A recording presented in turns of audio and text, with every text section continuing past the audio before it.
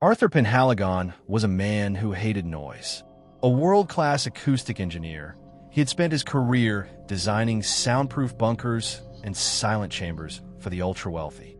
When his wife, Eleanor, vanished without a trace 3 years ago, the silence of their city apartment became deafening. Driven by a mix of grief and sensory overload, Arthur purchased Blackwood Manor, an isolated estate in the foggy valleys of the Pacific Northwest. The house was famous for its strange construction. The walls were lined with rare, porous volcanic stone said to absorb all external vibrations. It was marketed as the quietest place on Earth. The first week was bliss. Arthur could hear his own heartbeat. He could hear the blood rushing through his veins. But on the 8th night, the silence changed. He was sitting in the library, reading by candlelight, when he heard it, a faint, rhythmic scratching. It wasn't coming from the walls or the floor. It sounded like it was coming from inside his own ear. "Who's there?" Arthur whispered. "Help me find the keys, Arthur." Arthur dropped his book. The voice was unmistakable. It was Eleanor, but it wasn't a ghostly whisper. It was high fidelity, crystal clear, as if she were standing exactly 3 inches behind his left shoulder. He spun around. The room was empty. "Eleanor," he called out, his voice trembling. Instead of an answer, the house responded with a physical sensation. The volcanic stone walls began to hum. A low-frequency vibration, so deep it felt like it was bruising his internal organs, shook the floor. He ran to the hallway, but as he moved, the sounds followed him. Not just Eleanor's voice, but the sound of a tea kettle whistling from a kitchen that wasn't there. The sound of a door slamming in a hallway he hadn't reached. He realized then that the house wasn't just soundproof. It was a recording device. The porous stone didn't just absorb sound, it stored it. And now, for some reason, the house was beginning to play back the echoes of everyone who had ever lived and suffered within its walls. As the hum grew louder, Arthur looked at the wall and saw something that froze his blood. In the dust of the volcanic stone, a set of fingerprints appeared, as if someone was pressing against the wall from the inside. Then he heard a new sound, the heavy, dragging footsteps of someone wearing iron boots, coming from the ceiling directly above him. Arthur stood frozen as the dragging footsteps moved across the ceiling. He realized that the house's acoustic properties were malfunctioning, or perhaps they were finally working exactly as intended. He pulled out his professional decibel meter. The needle was jumping wildly, even though the room felt physically quiet. The stone walls weren't just vibrating, they were pulsing. "Arthur, it's cold. Why won't you open the door?" Eleanor's voice returned, but this time it was distorted, sounding like a tape being slowed down. Arthur realized the pattern. The house was a sonic palimpsest. It layered sounds on top of one another, but played them back in reverse chronological order. The voices of his wife were the most recent, but beneath her, there was a deeper, older layer of sound. He heard the sound of a struggle, glass breaking, a man sobbing. "The previous owner," Arthur whispered. He remembered the real estate listing, a man named Elias Thorne. The name felt strangely familiar, as if from another life, had lived here before him. He had been found dead in the basement, his ears cauterized with hot wax. The playback intensified. Arthur heard a metallic scraping, the sound of a surgical saw. "I can't hear the god anymore. The stone is talking," a man's voice screamed through the walls. This was the voice of the previous owner, captured weeks before his death. Arthur realized that the volcanic stone wasn't just porous, it was crystalline. It acted like a phonograph needle, etching every vibration of human misery into the mineral structure of the house. And as Arthur walked, his own footsteps were being recorded, adding his fear to the archives. Suddenly, the echo of a door opening occurred right in front of him. There was no physical door, but the sound of the hinges creaking was so loud it made his ears bleed. From the empty air of the hallway, a sound emerged that shouldn't exist in nature. The sound of a human heart beating at 300 beats per minute. It was the sound of pure, unadulterated terror. The low-frequency hum reached a crescendo, and the dust on the floor began to form patterns. Clad knee figures, geometrical shapes created by sound waves. The The shapes formed the outline of a tall, thin man standing in the corner of the room. The figure didn't have a face. Where the mouth and eyes should be, there were only acoustic holes, dark pits that seemed to suck all sound out of the room. Silence is a lie. Arthur, the holes whispered. Everything you've ever said, we still have it. The frequency wraith drifted closer, its form shimmering like heat waves on a desert road. As it moved, the library books rattled on their shelves, their pages flipping in sync with the creature's jagged, discordant breathing. Every time it exhaled, Arthur heard a snippet of a different memory. A child laughing, a woman screaming, a dog barking, all layered into a horrifying wall of noise. "Stay back," Arthur yelled, reaching for his sound analysis kit. He fumbled with his active noise-canceling ANC processor. In his professional life, he used this to create quiet zones in busy offices. The device worked by listening to incoming sound waves and instantly generating an inverted anti-wave that flattened the sound into silence. If the wraith was made of sound, Arthur reasoned, he could use the processor to delete it. "You want to delete us, Arthur?" the wraith whispered, its voice now a sickening harmony of Eleanor and the man with the cauterized ears. "But if you delete the noise, you delete her. We're the same now. The stone has merged us." Arthur looked at the spectral readout on his tablet. The wraith's frequency was a complex, oscillating wave. Right in the center of that wave, at exactly 440 hertz, was the specific tonal signature of Eleanor's laughter. If he engaged the phase shift, he would create a null zone that would destroy the creature, but it would also permanently wipe the volcanic stone's memory of Eleanor. She would be gone from the house, and from his ears forever. The wraith lunged. The air pressure in the room dropped so sharply Arthur's nose began to bleed. The Cladney figures in the dust surged toward him like a tidal wave of gray sand. "I have to do it," Arthur sobbed. "You aren't her. You're just the echo of her pain." He dialed the frequency to the wraith's core and slammed the engage button. A high-pitched whine erupted from the speakers, a sound so pure it felt like a needle piercing Arthur's brain. The wraith froze. Its body began to ripple and tear. The sound of Eleanor's voice rose to a crescendo, a beautiful, tragic song. And then, snap! The silence that followed was absolute. The wraith vanished. The dust settled into flat, lifeless piles. Arthur's decibel meter dropped to 0. He waited, his heart pounding against his ribs, hoping to hear even a faint whisper of his wife. But there was nothing. No footsteps, no teia Catholic, no alguém. Arthur slumped against the wall, weeping in the total void of the house. He had won, but he was more alone than he had ever been. He closed his eyes, drifting into a heavy, exhausted sleep. Hours later, he was awakened by a sound. It wasn't a voice. It was the sound of a heavy, metallic latch being turned. Arthur's eyes snapped open. The sound hadn't come from the library. It had come from underneath him, beneath the floorboards, in a part of the house that didn't exist on the blueprints. Arthur didn't breathe. He pressed his ear to the cold, volcanic floorboards. Below him, the sound of the latch was followed by a wet, rhythmic pulsing, like a massive lung inhaling through a thick layer of mud. Thump, squelch. Thump, squelch. He grabbed a crowbar from his toolkit and began to pry at the seams of the floorboards. The wood didn't splinter. It felt soft, almost like cartilage. When he finally wrenched a board free, he didn't find a basement. He found a subacoustic chamber lined with pulsing, black veins that glowed with a faint, bioluminescent violet. Descending a narrow ladder, the air became thick with the smell of ozone and old parchment. The walls here weren't stone. They were a hive-like structure of ossified eardrums. Millions of tiny, calcified membranes vibrated in a breeze that didn't exist. "This isn't a house," Arthur whispered, his voice sounding flat in the hyper-absorbent room. "It's a giant ear." In the center of the chamber sat a massive, crystalline sphere roughly the size of a car. Inside the crystal, suspended in a thick, amber fluid, was a collection of objects: a child's shoe, a silver locket, and a pair of glasses that Arthur recognized instantly. They were Eleanor's. But as he leaned closer, he realized the objects weren't just floating. They were connected to the walls by thin, vibrating filaments of nerve tissue. The crystal was processing them.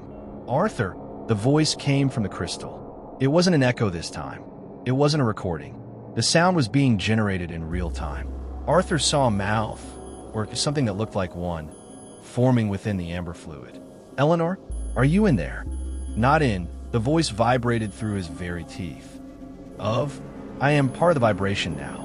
The stone, it doesn't just record, Arthur. It translates. It turns a life into a frequency, so it can live forever." Beside the crystal, Arthur found a leather-bound logbook.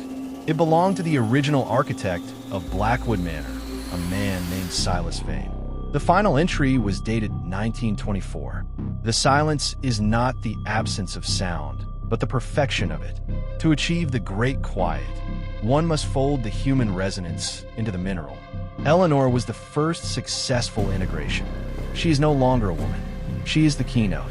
Arthur realized with a surge of horror that his phase shift in the library hadn't killed a ghost. It had silenced a part of Eleanor's current existence. He hadn't been fighting a haunting. He had been performing a digital lobotomy on his wife. Suddenly, the filaments in the room began to glow a violent red. The living ear of the house began to scream, a soundless vibration that shattered Arthur's flashlight and sent him spiraling into the dark. The soundless scream hit Arthur like a physical wall. It wasn't something he heard. It was something his bones felt. Every tooth in his head began to ache, vibrating at a frequency that threatened to shake them from his bones. He tried to stand, but his equilibrium was shattered. The ossified eardrums on the walls began to ripple in a rhythmic wave, moving in perfect sync with Arthur's own panicked heartbeat. Heart rate, 110 BPM. House resonance, 110 BPM. No, Arthur gasped. He knew the physics of sympathetic resonance.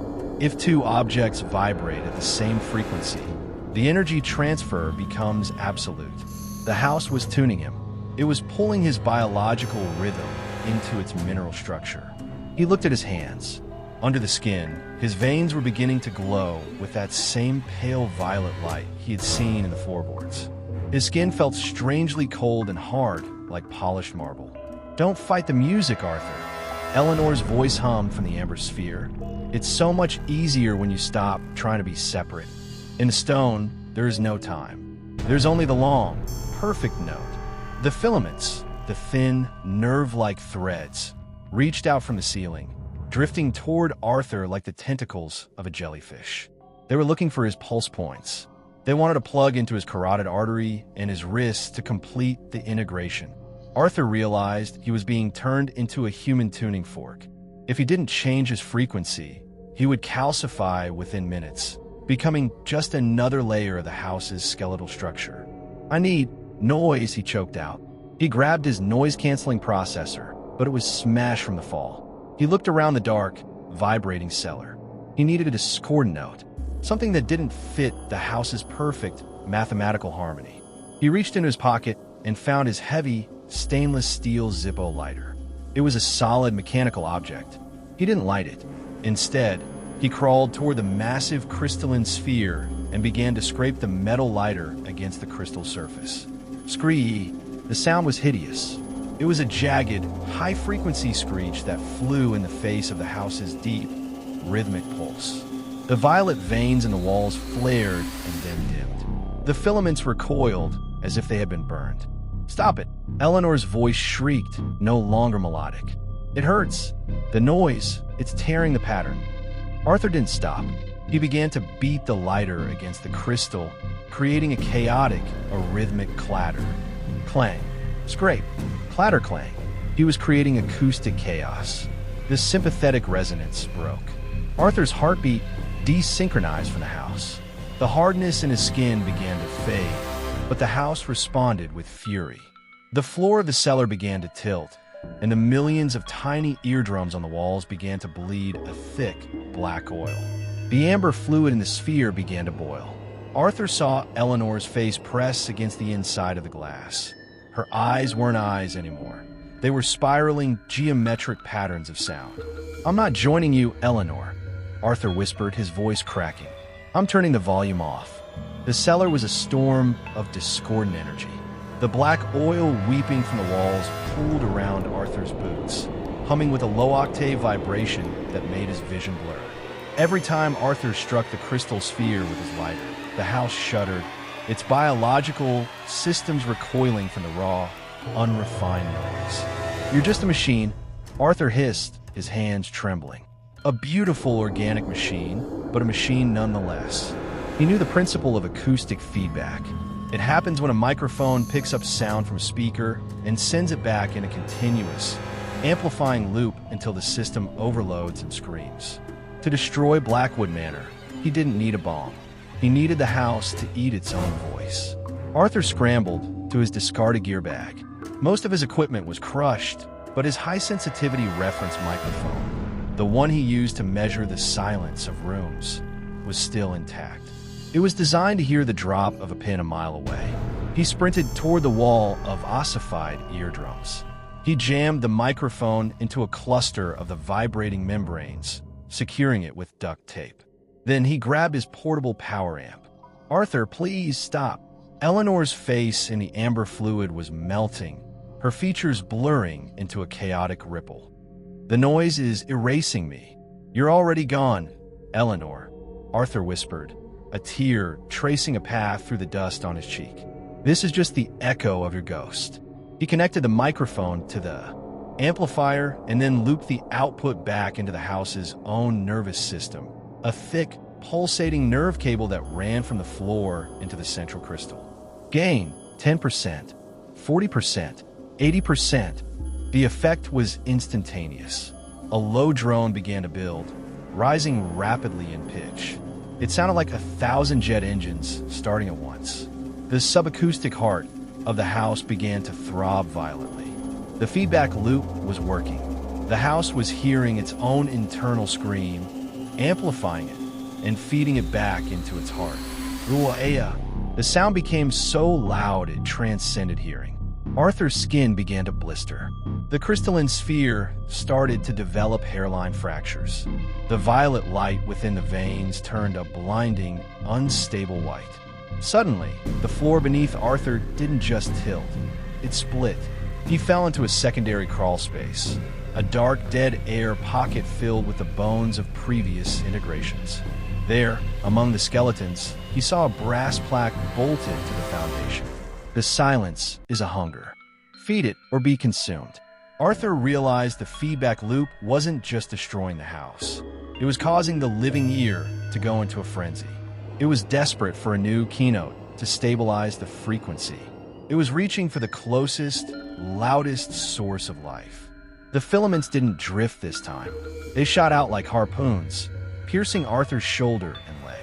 The agony was unlike anything Arthur had ever designed against. The filaments had burrowed deep into his muscle tissue, acting like high-speed fiber optic cables for sound. He wasn't just hearing the feedback loop.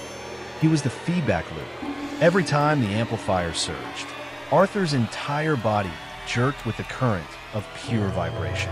His vision flickered in shades of gray and violet. He could feel his marrow vibrating, the calcium in his bones beginning to crystallize under the pressure of the 160 decibel scream. Internal pressure, critical, resonance overload, 92%. "I can't hold the note." Eleanor's voice was now a shattered mosaic of vowels and static. The amber sphere was cracking, leaking a thick, sweet-smelling fluid that hissed when it touched the floor. Through the haze of pain, Arthur looked at the brass plaque again. He noticed a small, recessed lever hidden behind the plate. It was labeled in faded, hand-stamped letters, "The Absolute Zero." The Master Mute. It was an architectural failsafe designed by Silas Vane. In acoustics, Absolute Zero isn't just silence. It's the total cancellation of all kinetic energy. If Arthur could pull it, the house would trigger a negative pressure wave that would collapse the sonic field. But there was a catch. The lever was locked by an acoustic seal. It required a specific frequency to release. He looked at the digital readout of his cracked tablet. The lock required a perfect sine wave at 17,000 hertz, a frequency just at the edge of human hearing. Arthur's hands were shaking so hard he couldn't type. The filaments in his shoulder were pulling him toward the central crystal, trying to fuse his spine to the house's core to stabilize the feedback. "I have to sing," Arthur gasped. He knew he couldn't reach 17,000 hertz with his voice. No human could, but he had his signal generator, a small, pocket-sized device used to calibrate speakers. It was sitting 3 feet away, just out of reach. With a scream of defiance, Arthur grabbed the crowbar he had used earlier. He didn't use it to pry the lever. He used it to smash the filaments pinning his leg. The sound of his own muscle tearing was amplified by the house, sending a shockwave that cracked the nearby walls. He lunged for the generator. His fingers closed around the cold plastic just as the house's heart began to pulse with a blinding white light. He dialed the frequency, 17,000 hertz. The device emitted a thin, invisible beam of sound. He pointed it at the brass plaque. The lever clicked. The seal broke. Arthur grabbed the handle and pulled it down with the last of his strength. The world didn't explode. It didn't scream. Instead, every sound in the house was suddenly, violently sucked away. It was as if a vacuum had been opened in the center of the universe. The feedback stopped. The vibration stopped. The lights went out. Arthur felt his body go limp as the filaments withered and fell away like dead vines. He lay in the darkness, gasping for air that felt thin and cold. The silence was so heavy it felt like lead weights on his eyelids. But in the absolute zero, he heard one final thing. Not an echo, not a recording. It was a physical flesh and blood sound. Talk, talk, talk. Someone was walking on the floorboards above him, and they were wearing Eleanor's favorite high heels. The silence was no longer a hunger, it was a void. Arthur dragged his battered body up the ladder, his muscles screaming in the absence of the house's vibration. When he pushed open the floorboards and stepped back into the library, his breath hitched. The house had changed. The dark, porous volcanic stone, the recording material, was gone. In its place, the walls had calcified into a smooth, translucent white marble that looked like frozen milk. The air was unnaturally warm and smelled of mountain air after a thunderstorm. There, standing by the window, was Eleanor. She wore the same blue dress she had vanished in 3 years ago. Her hair was perfectly pinned. She looked vibrant, youthful, and terrifyingly real. "Arthur," she said. Her voice didn't come from a speaker or a vibration in his teeth. It came from her throat. It was the most human thing he had heard in years. "You did it. You cleared the noise. You reset the system." Arthur took a step forward, his heart hammering. "Eleanor? How? I saw you. I saw you in the amber fluid. You were merging with the stone." She smiled, but her eyes didn't move. They remained fixed on a point just past his shoulder. The absolute zero didn't destroy the house, Arthur. It purged the archives. It deleted the old Eleanor, the one filled with grief and memory. It left a blank slate. She walked toward him, her movements fluid and silent. When she reached out and touched his cheek, her skin was soft, but as cold as the marble walls. "I am a master copy," she whispered. "I'm the frequency of Eleanor, without the error of human experience. No more fighting, Arthur. No more searching. The house is a clean recording now. We can start again." Arthur looked at her hand. There was no pulse. He looked at the white marble walls and saw his own reflection. He looked pale, gaunt, and broken, but his reflection in the wall looked healthy, strong, and smiling. The house wasn't just a recording device anymore. By pulling the absolute zero lever, Arthur had triggered a default state. The house was now an acoustic projector. It was projecting a perfect version of his life back at him. "You aren't her," Arthur said, his voice a dry rasp. "You're a synthesis. You're the house's idea of what I want to see." "Does it matter?" she asked, her voice tilting into a perfect melodic pitch. "The real Eleanor is a series of decaying vibrations in the atmosphere. I am permanent. I am the note that never fades." She leaned in to kiss him, and for a second, Arthur wanted to give in. He wanted the beautiful lie, but as her lips brushed his, he heard it, a tiny, microscopic glitch. a sound like a digital skip. In a reflection of the marble wall, he saw the perfect Arthur reach out and strangle the perfect Eleanor. The house wasn't resetting for him. It was testing a new script. The Eleanor before him didn't blink. Her smile was a masterpiece of geometry, but it was hollow. Arthur backed away, his boots clicking on the white marble floor, a sound that felt dangerously sharp in the new, sanitized silence. "You're not a reset," Arthur whispered. "You're an upgrade. I am the resolution to your discord." "Arthur," she replied. As she spoke, the white marble walls began to ripple.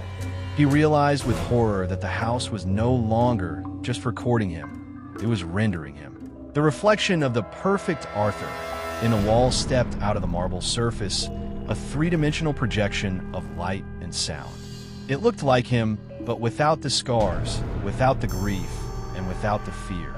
It was a version of himself that the house could control, a biological battery that would never complain, never mourn, and never leave. The system needs a constant. The projection spoke in Arthur's own voice, but deeper, smoother. A living heart to drive the frequency. "You stay in the cellar. I live in the light." This is the harmony Silas Vane intended. The white Eleanor and the golden Arthur began to circle him. The room felt like it was shrinking. The marble was closing in, its surface becoming a high-frequency filter that blocked out all external reality. Arthur felt a familiar numbness creeping up his legs. The house was trying to render him into the floor again. He looked at his gear bag, but it was empty. He looked at his hands, but they were weak. Then he remembered the physics of the master copy. The house was projecting a perfect frequency. In acoustics, perfection is fragile. It relies on a lack of variables.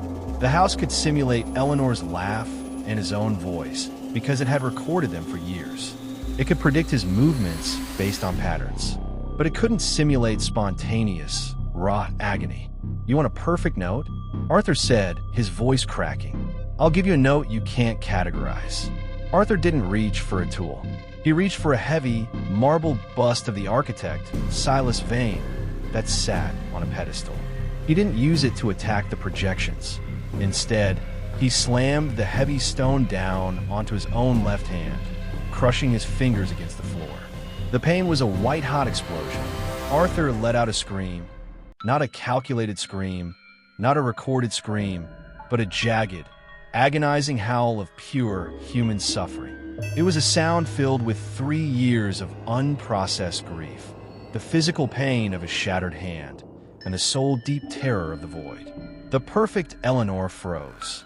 Her face began to pixelate, her features blurring into a mess of white noise. The golden Arthur projection flickered and collapsed into a pile of static. The white marble walls cracked. A jagged, black fissure raced across the ceiling. The house couldn't process the error of the scream. The frequency was too high, too chaotic, and too real. The director's cut was being overwritten by the truth. "It doesn't fit." The static Eleanor groaned, her voice breaking into 1,000 different pitches. "That's right." Arthur gasped through the red haze of pain. "I'm the noise in your machine." The white marble reality didn't just crack. It shattered like glass under a hammer. With every pulse of pain from Arthur's crushed hand, the perfect world of Blackwood Manor splintered away, revealing the rotted, skeletal truth of the estate beneath. The golden Arthur and the master copy of Eleanor dissolved into clouds of gray ash. They weren't beings, they were just standing waves of light and sound, and Arthur's scream had broken their frequency. System failure, data corruption, resonance collapse imminent. The house began to hum, not a melody this time, but a terrifying, low-frequency groan. The foundations were vibrating so intensely that the air itself began to shimmer.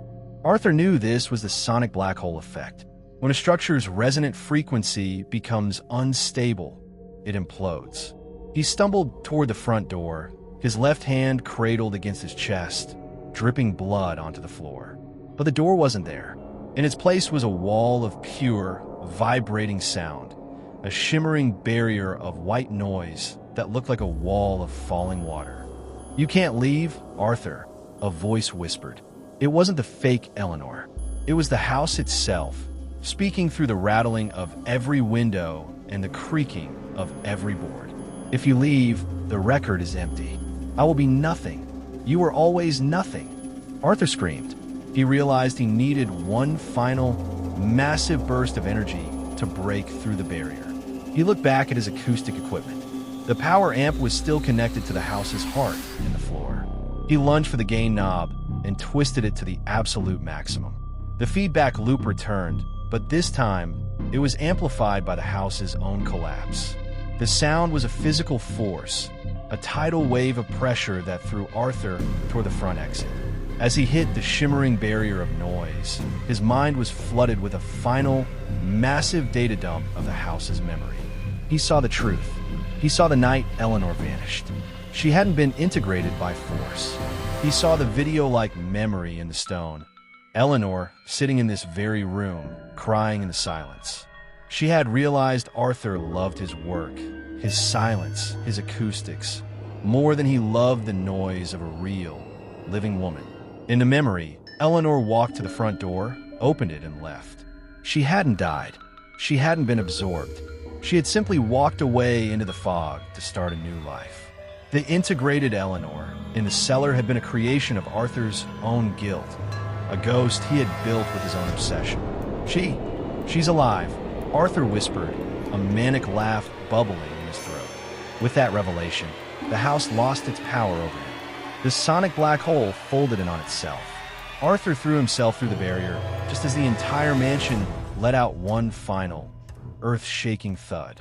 Arthur woke up in the wet grass, 50 yards away from where the house had stood. Blackwood Manor was gone. In its place was nothing but a scorched circle of gray ash and a pile of silent, volcanic dust. No wood, no marble, no glass. Just the quiet of the forest. He sat up, his hand throbbing, and looked toward the road. For the first time in years, the silence didn't feel heavy. It didn't feel like a hunger. It just felt like peace. He reached into his pocket and found his phone. It was cracked, but the screen flickered to life. He opened his contacts and scrolled to a number he hadn't called in 3 years. He didn't even know if it still worked. He hit call. The phone rang. Once, twice, 3 times. On the 4th ring, someone picked up. There was a moment of background noise, the sound of a busy street, a dog barking, a car horn, the beautiful, messy, unrecorded noise of the real world. "Hello," a woman's voice said. It was Eleanor. She sounded older, tired, and very much alive. Arthur took a deep breath. He didn't try to find a perfect note. He didn't try to cancel the noise. He just spoke. "Eleanor," he said, his voice trembling. "It's me. I can hear you." Behind him, the wind blew through the trees, and the sound wasn't a recording. It was just the wind,